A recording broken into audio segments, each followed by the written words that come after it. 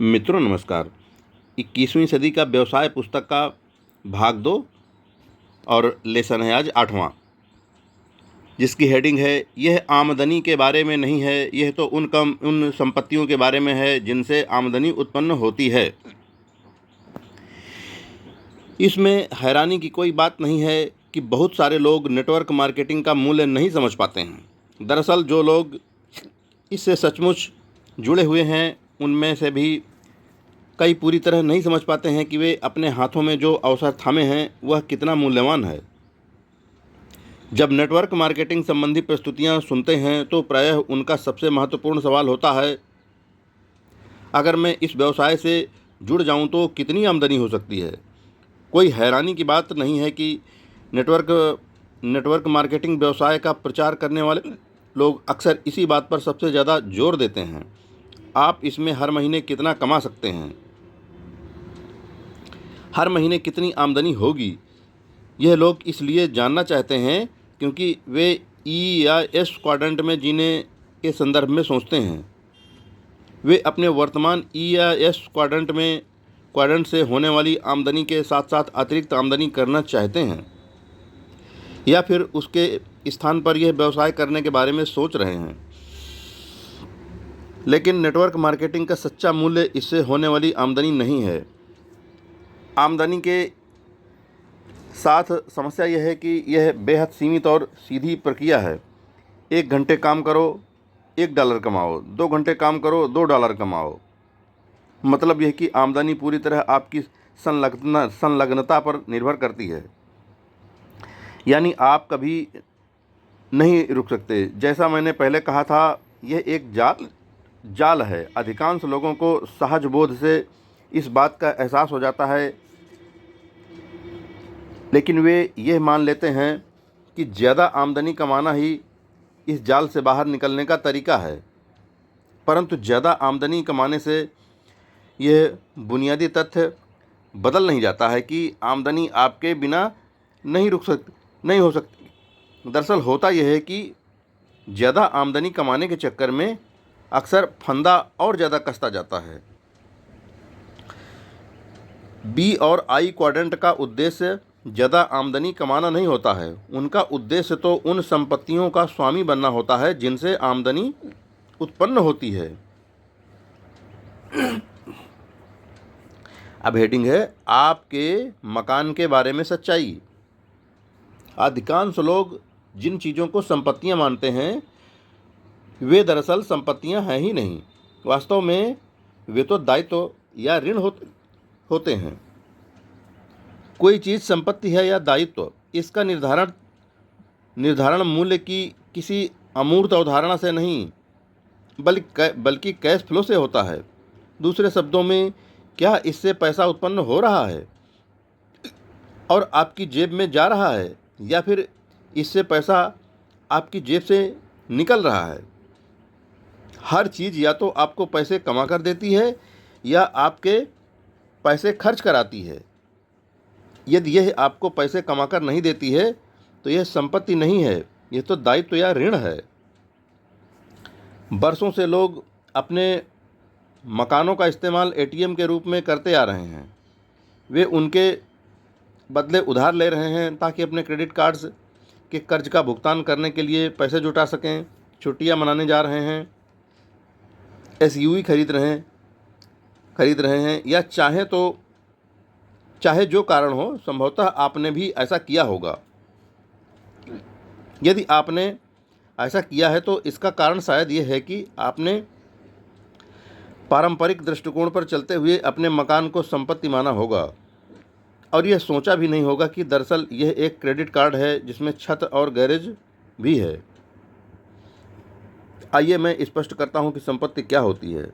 अधिकांश लोग इस बारे में इतने दुविधाग्रस्त होते हैं कि वे इसे उल्टा समझ बैठते हैं। वे डिक्शनरी के पन्ने पलटते हैं और देखते हैं कि संपत्ति वह होती है जिसका कुछ मूल्य होता है।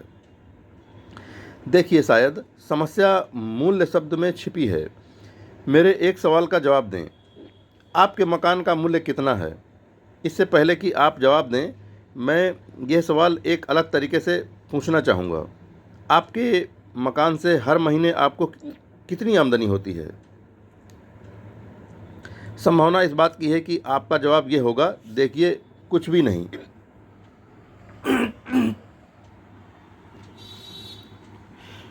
सच कहूँ तो हर महीने इसकी देखभाल, मरम्मत आदि में मेरा काफ़ी खर्च हो जाता है। यकीनन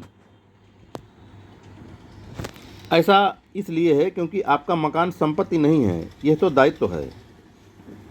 आप कहते हैं, लेकिन एक मिनट ठहरें, मेरे मकान का मूल्य $2 लाख होगा। ओह सचमुच? कब? जब आप इसे भविष्य में किसी काल्पनिक समय बेचेंगे। लेकिन इसके बाद आप कहाँ रहेंगे? क्या आप मकान बेचने पर मिली रकम से रहने के लिए कोई दूसरा मकान खरीदेंगे? यदि आप ऐसा करते हैं तो फिर वह वास्तविक खर्च करने वाली आमदनी कहाँ है जिसे आप अपने हाथों में थाम सकते हैं और मनपसंद चीज़ को खरीदने या निवेश करने में इस्तेमाल कर सकते हैं? यह वहाँ है ही नहीं, वहाँ पर आमदनी है ही नहीं। इसलिए अच्छी तरह समझ लें कि आपका मकान एक संपत्ति नहीं है, ये तो ज़मीन से खुदा हुआ एक ऐसा गड्ढा है जिसमें आप अपना पैसा उड़ेलते रहते हैं। अब हेडिंग है, अपनी संपत्ति और ज़मीन के गड्ढे का फ़र्क पहचानें। पल भर के लिए डिक्शनरी में दी हुई परिभाषा को भूल जाएं। आइए असली दुनिया के बारे में बात करते हैं। दरअसल संपत्ति वह चीज़ है जो आपके लिए काम करती है ताकि आपको अपने बाकी जीवन में काम ना करना पड़े। मेरे गरीब डैडी हमेशा कहते थे, नौकरी के लिए मेहनत करो। दूसरी तरफ मेरे अमीर डैडी कहते थे, संपत्तियां बनाओ। बी क्वाड्रेंट का जीवन इसीलिए इतना शक्तिशाली होता है क्योंकि जब आप कोई व्यवसाय बनाते हैं तो दरअसल आप एक संपत्ति बना रहे होते हैं। आज पूरे संसार में हमारे रिच डैड व्यवसाय के ऑफिस हैं। चाहे मैं काम करूं, सोऊं या गोल्फ खेलूं, चेक लगातार आते रहते हैं। यह निष्क्रिय आमदनी है, अपशिष्ट आमदनी है। हालांकि मैं किसी नौकरी में कड़ी मेहनत करने को तैयार नहीं हूं, लेकिन किसी संपत्ति को बनाने की खातिर कड़ी मेहनत करने के लिए हमेशा तैयार रहता हूं। सिर्फ इसलिए क्योंकि मैं नौकरी पेशा नहीं बल्कि अमीर आदमी की तरह सोचता हूं। क्योंकि किसी व्यवसाय का स्वामी बनने का अर्थ एक संपत्ति का स्वामी बनना होता है। इसलिए नेटवर्क मार्केटिंग व्यवसाय खड़ा करते वक्त आप न सिर्फ जीवन संबंधी महत्वपूर्ण योग्यताएं सीख रहे होते हैं बल्कि आप अपने लिए एक वास्तविक संपत्ति भी बना रहे होते हैं। नौकरी में आप आमदनी कमाते हैं, नेटवर्क मार्केटिंग में आमदनी कमाने के बजाय आप एक संपत्ति, अपना व्यवसाय बनाते हैं और वह संपत्ति आपके लिए आमदनी उत्पन्न करती है। मैं केवल उन्हीं चीज़ों में निवेश करता हूं जो मुझे पैसे बनाकर देती हैं। यदि कोई चीज़ मुझे पैसे बनाकर देती है तो वह एक संपत्ति है। अगर वह मुझसे पैसे खर्च कराती है तो वह दायित्व है। मेरे पास 2 पोर्स कारें हैं, वे दायित्व हैं। मैं पूरी तरह से उनका स्वामी हूँ, लेकिन वे मेरी जेब में पैसा नहीं डाल रही हैं, उल्टे वे तो पैसा निकाल रही हैं। यह रॉकेट विज्ञान नहीं है। जो लोग यह बात समझते हैं उनके लिए पहले नंबर की संपत्ति आमतौर पर एक व्यवसाय होता है और दूसरे नंबर की संपत्ति पारंपरिक तौर पर रियल एस्टेट होती है। वैसे रियल एस्टेट के मामले में भी आपको कैश फ्लो और कैपिटल गेन के फर्क को समझना होता है। अधिकांश लोग इस फर्क को नहीं समझते हैं। जब वे निवेश करते हैं तो वे कैपिटल गेन या मुनाफे के लिए निवेश करते हैं। वे कहेंगे, मेरे मकान का मूल्य बढ़ गया है, मेरी कार का मूल्य बढ़ गया है। देखिए, यह कैश फ्लो नहीं, कैपिटल गेन है। रियल एस्टेट का स्वामी बनने का उद्देश्य इसे मुनाफे में बेचना नहीं बल्कि एक संपत्ति के रूप में रखना है। यदि आप $1 लाख में कोई प्लाट खरीदते हैं और इसके बाद उसे $2 लाख में बेच देते हैं तो वह संपत्ति नहीं है। आपको तो दरअसल सिर्फ $1 लाख का कैपिटल गेन या मुनाफा हुआ है। इसकी खातिर आपको एक संपत्ति बेचनी पड़ी, आपने उस संपत्ति की हत्या कर दी। यह तो पैसे की खातिर अपनी गाय बेचने जैसा है। मैं तो गाय का मालिक बने रहकर दूध बेचना चाहूँगा। नौकरी करने में सबसे बड़ी समस्या यही है। नौकरी कोई संपत्ति नहीं है। आप इसे ईबे पर बेच नहीं सकते। आप इसे किराए पर किसी दूसरे को नहीं दे सकते। आप इससे डिविडेंड्स प्राप्त नहीं कर सकते।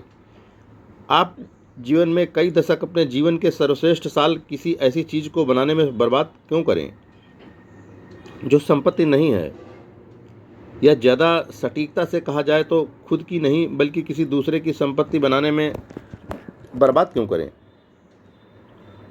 इसे समझने में कोई गलती ना करें। आप जब नौकरी करते हैं तो एक संपत्ति बना रहे होते हैं, बस वह आपकी संपत्ति नहीं होती है। हमारे दिमाग में यह विचार गहराई तक डाल दिया गया है कि अच्छी नौकरी में किसी प्रकार का आंतरिक मूल्य होता है, लेकिन दरअसल इसमें कोई मूल्य नहीं होता, यानी शून्य होता है। और स्थिति इसलिए भी बदतर हो जाती है क्योंकि नौकरी से आपको जो आमदनी होती है उस पर आपको किसी अन्य प्रकार की आमदनी से ज़्यादा ऊंची दर पर कर देना पड़ता है। यह तो वैसा ही है जैसे बहुत सारी परिस्थितियां आपके खिलाफ सक्रिय हों। दरअसल कुछ लोग ई क्वाड्रेंट की सुरक्षा की खातिर यह कीमत चुकाने के इच्छुक रहते हैं।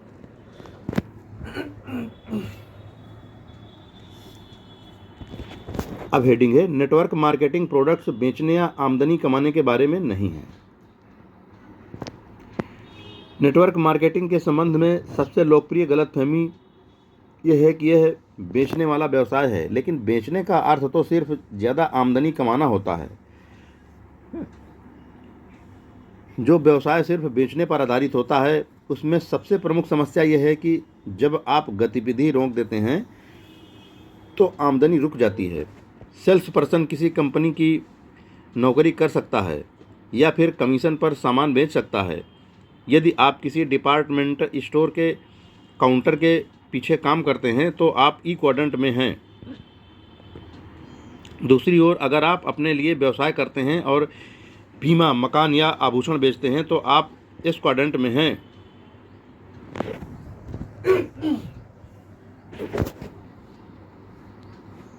लेकिन दोनों ही मामलों में आपके पास एक काम रहता है और वह है बेचना।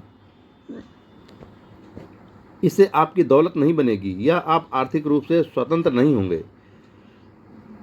आप एक नया काम नहीं चाहते, आप तो एक अलग पता चाहते हैं जो बी क्वाड्रेंट का हो।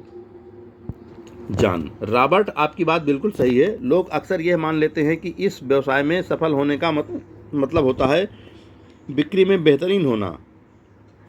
लेकिन नेटवर्क मार्केटिंग की मूल बात अपने खास प्रोडक्ट या सेवा को बेचने में बेहतरीन बनना नहीं है, क्योंकि आप इसमें चाहे जितने निपुण हों, और ईमानदारी से सोचा जाए तो अगर आप अधिकांश लोगों जैसे हैं तो शुरुआत में इसमें बहुत निपुण नहीं होते हैं। आप सामान बेचकर सिर्फ सीमित आमदनी ही कमा सकते हैं। देखिए, दिन में सिर्फ 24 घंटे ही होते हैं, है ना? नेटवर्क मार्केटिंग का मूल मुद्दा प्रोडक्ट बेचना नहीं बल्कि एक नेटवर्क बनाना है, यानी लोगों की एक ऐसी फौज तैयार करना है जो उसी प्रोडक्ट या सेवा का प्रचार करे। लक्ष्य यह नहीं कि आप या कोई अन्य व्यक्ति बहुत सारे प्रोडक्ट बेचे। यह उन बहुत से लोगों के लिए है जो अपने खुद के सर्वश्रेष्ठ ग्राहक बने, तार्किक संख्या में ग्राहकों को सामान बेचें या सेवा करें, दूसरों को नियुक्त करें और बहुत से अन्य लोगों को दिखाएं कि यही चीज़ कैसे करना है। और यहाँ हम यह कारण बताना चाहते हैं कि आप स्वतंत्र प्रतिनिधियों की सेना क्यों बनाते हैं। एक बार जब आप यह कर देते हैं तो जानते हैं आपके पास क्या होगा। एक ऐसी संपत्ति जो आपके लिए आमदनी उत्पन्न करती रहेगी, निष्क्रिय आमदनी। अध्याय 13 में मैं जान से ज़्यादा विस्तार से स्पष्ट करने को कहूँगा कि नेटवर्क मार्केटिंग का व्यवसाय बेचने या सेल्स पर्सन बनने के बारे में क्यों नहीं है। मुझे आशा है कि आप उसे पूरे गौर से पढ़ेंगे, क्योंकि यही मुख्य मुद्दा है, ऐसा मुद्दा जिसे अधिकांश लोग नहीं समझ पाते। हाल फिलहाल यहाँ वह प्रमुख कील है जो मैं ठोंकना चाहता हूँ। नेटवर्क मार्केटिंग ज़्यादा आमदनी कमाने के बारे में नहीं है, यह तो एक संपत्ति बनाने के बारे में है। वास्तव में यह 8 संपत्तियाँ बनाने के बारे में है जो सभी एक साथ बनती हैं, और आगामी अध्यायों में हम उनमें से प्रत्येक पर नज़र डालेंगे। जय हिंद फ्रेंड्स।